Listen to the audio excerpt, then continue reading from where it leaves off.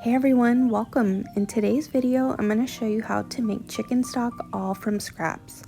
So this is chicken stock that I made literally with chicken bones that we've been eating throughout the weeks and like skins from garlic, onions, lemon peels, you name it. I just keep a Ziploc baggie in my freezer, one for chicken bones and one for scrap veggies.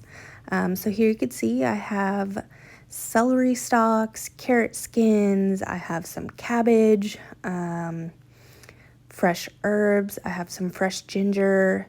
I like to use fresh turmeric if I can get my hands on it, but sometimes I can't, so I'll just use powdered turmeric, which is totally fine as well. And then a couple other inclusions I like to add.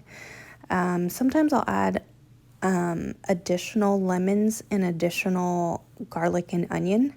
But I also like to add some fresh chili flakes, some fennel seed, and for salt, I'm using Celtic salt just for the added minerals, and then apple cider vinegar. This is really important to help draw out the nutrients from the bones.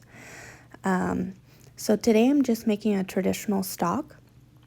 If you wanted to, you can totally make a bone broth.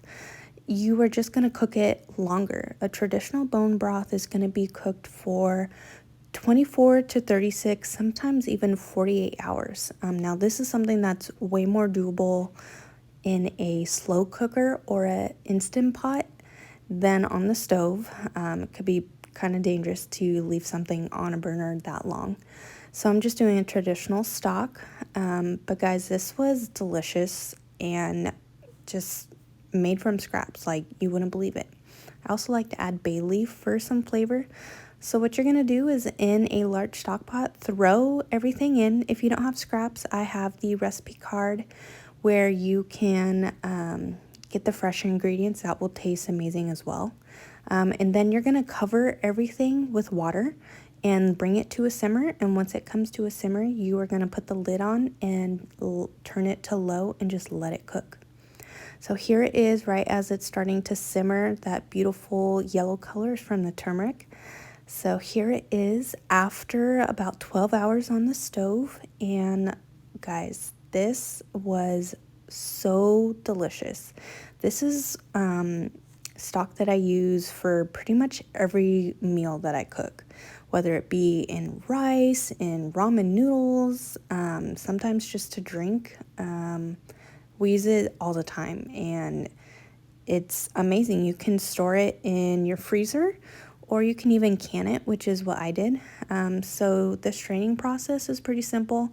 I like to do kind of a two-step process.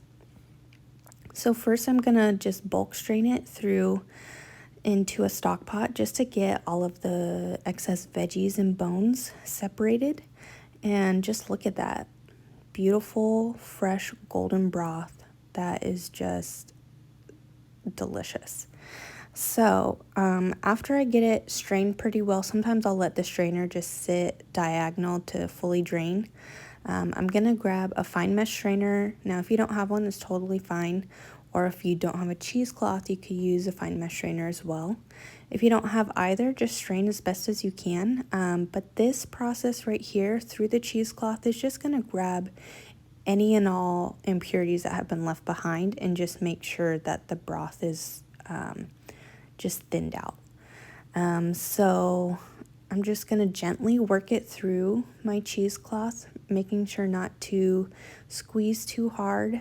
And then I'm going to store it into my mason jars, which I wiped the edges with some vinegar and then I canned in some boiling water to seal them, and then I just store them in my pantry. And here it is. Fresh homemade stock, totally easy. You guys gotta try it. Don't forget to like and subscribe and let me know what you guys think.